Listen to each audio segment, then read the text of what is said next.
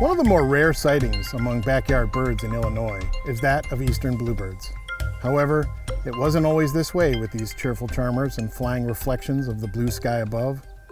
We can help bring them back in larger numbers by providing them with habitat and nesting sites that they find ideal.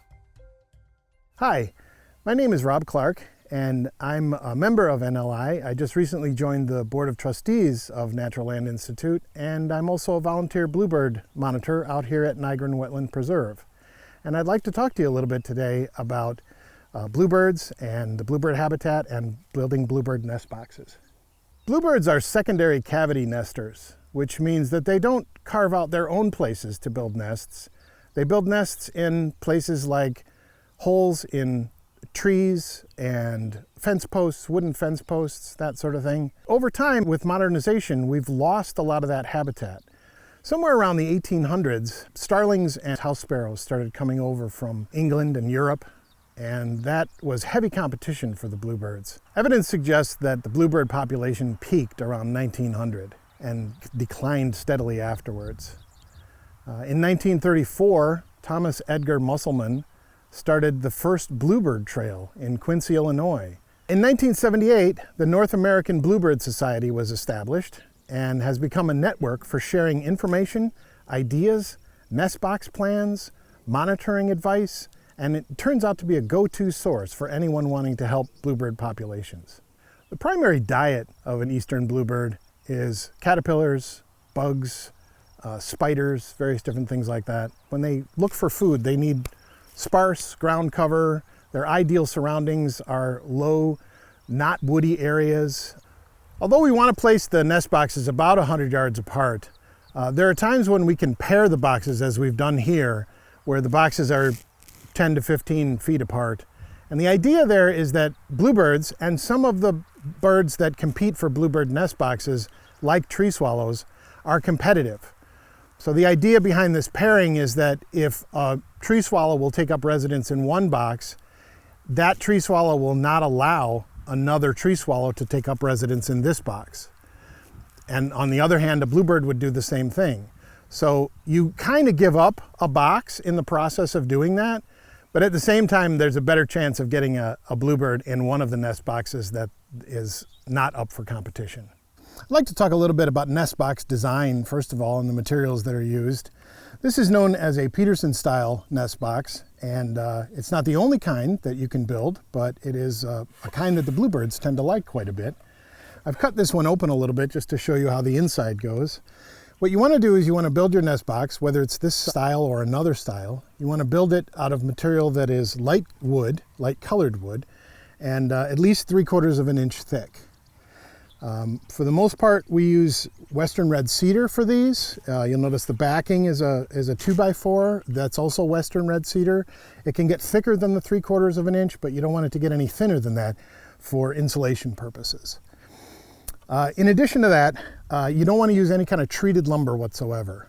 That would poison the birds, essentially, so you don't want to do that. We do have an entrance hole on these things. So you may have seen bluebird houses with a smaller entrance hole, some more circular than this.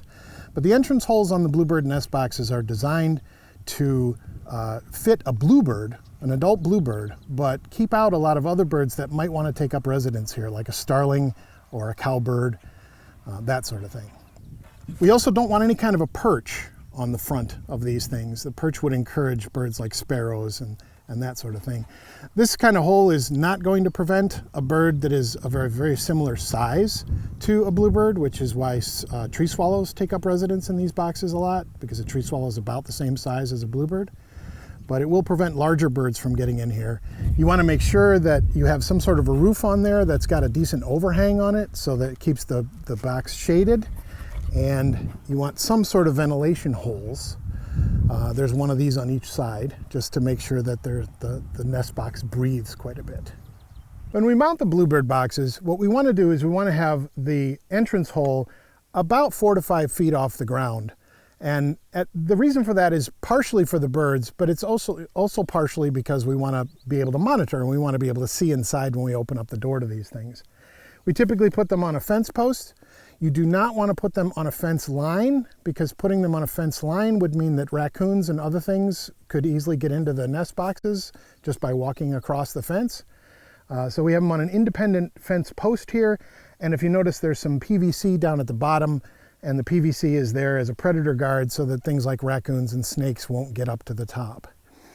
Sometimes what people do with these things is they put them on just a straight piece of conduit, electrical conduit, and then they grease the bottom of the pole to make sure nothing will get up. But this is what we've decided to do here. What you want to do ideally is visit the nest box once a week. What you're looking for, first of all, are what nests are in there, but you're also looking for situations like whether there's been any kind of predators, whether there's a wasp situation that you have, any kind of problems with the nest box, any kind of repair that needs to be made with the nest box. But primarily when you come out, what you do is you have a monitor notebook with a page, and on that page you're writing not only what the date is, but you're writing what you've seen as far as what kind of nest it is, whether there were eggs in the nest or not, whether there were any young in the nest. Those can all be recorded in the monitor notebook page.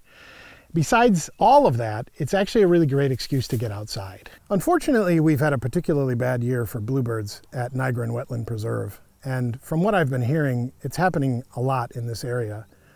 The strongest running theory we have at this point is that the freezes that we had back in February down south not only killed certain bluebirds that had migrated down south, but also killed a lot of the bug population that they used to feed on. Typically though, when we do have a reasonably good year, when there are bluebirds in the area, nesting begins in late March, and we start to see eggs in the nests somewhere around early April, somewhere in that vicinity. We usually get 4 to 6 eggs in a nest, and those eggs are sometimes blue in the beginning of the season. Very often they turn to more of a white as we get into the season, into the summer.